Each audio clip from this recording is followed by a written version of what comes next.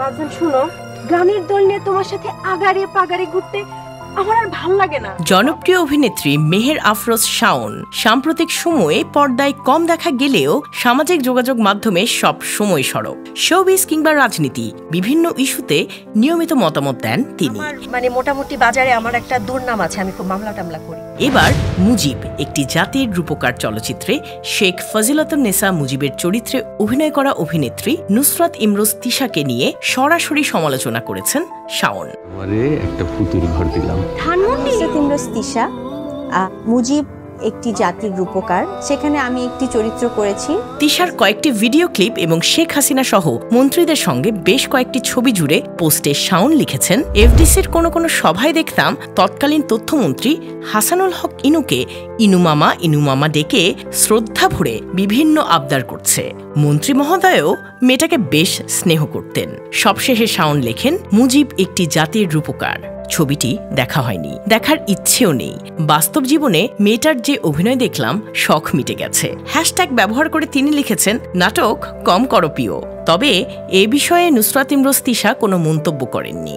এখন দেখার বিষয় শাওনের সমালোচনার জবাবে কি লিখেন তিশা, নাকি সমালোচনা এড়াতে তিনি বিষয়টি এড়িয়ে যাবেন, সেটাই এখন দেখার বিষয়।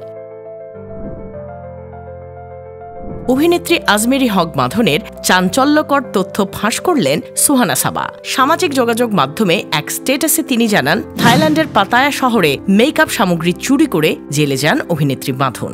সরাসরি উল্লেখ না করে নামের শেষ অক্ষর ন দিয়ে বাঁধনকে ইঙ্গিত করেন। অভিনেত্রী বাঁধনকে তিনি চোরাপা হিসেবে অভিহিত করেন। দেশের রাজনৈতিক পট পরিবর্তনের আগে দেশের শোবিজ অঙ্গনে সরব ছিলেন ঢালিউডের আলোচিত অভিনেত্রী অরুণা বিশ্বাস। নিয়মিত ছিলেন অভিনয়ে। ইউটিউব চালাতে পারো? হ্যাঁ। শোবিজের বিভিন্ন অনুষ্ঠানেও যোগ দিতেন, কিন্তু বর্তমান পরিস্থিতি বিবেচনায় একরকম গা ঢাকা অবস্থায় অরুণা বিশ্বাস। এমন সময়ে স্বাভাবিক জীবনে ফেরার ইঙ্গিত দিলেন এই অভিনেত্রী। মূলত জুলাই আন্দোলন ঘিরে জোর বিতর্কে জড়ান অরুণা বিশ্বাস। কি বলছে সবই তো সময় বলবে। সাধারণ মানুষ মারা যাচ্ছে, সেই সাথে পুলিশ মারা যাচ্ছে, গণমাধ্যম কর্মীরা মারা যাচ্ছেন। জুলাই আন্দোলনের সময় ছাত্রদের দমাতে আলো আসবেই নামের একটি হোয়াটসঅ্যাপ গ্রুপ খোলা হয়, যেখানে যুক্ত ছিলেন অরুণা বিশ্বাস। আর সেখানে তার পরামর্শ ছিল ছাত্রদের ওপর গরম পানি ছেটানোর। এসব কথার স্ক্রিনশট ভাইরাল হলে তীব্র সমালোচনার সৃষ্টি হয় অভিনেত্রীকে ঘিরে। এরপর দেশের পট পরিবর্তন হলে গোপনে কানাডায় পাড়ি দেন অরুণা বিশ্বাস। তবে তার সাম্প্রতিক একটি পোস্টে দিয়েছেন স্বাভাবিক জীবনে ফেরার ইঙ্গিত, সঙ্গে সৃষ্টি করেছে নানা জল্পনারও। তাহলে তিনি দেশে ফিরবেন? রাজনৈতিক কর্মসূচিতে ব্যবহৃত স্লোগান নিয়ে সামাজিক যোগাযোগ মাধ্যমে ক্ষোভ প্রকাশ করেছেন দেশের জনপ্রিয় অভিনেত্রী শাহনাজ খুশি। শাহনাজ খুশি লিখেছেন, আগে স্লোগান শুনলেই দেশের জন্য মন উত্তাল হয়ে উঠত। বিভিন্ন দলের আদর্শ প্রকাশ পেত তাদের মিছিল ও স্লোগানে, কিন্তু এখন স্লোগান শুনলে দ্রুত ফোনের সাউন্ড বন্ধ করে চারপাশে কেউ আছে কিনা দেখে নেন।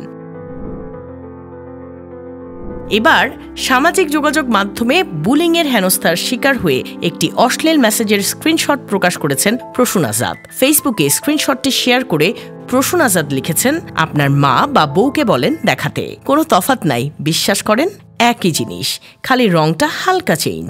যে চামড়া গালে দেখা যায় একই চামড়া পা ... থাকে, ট্রাস্ট মি।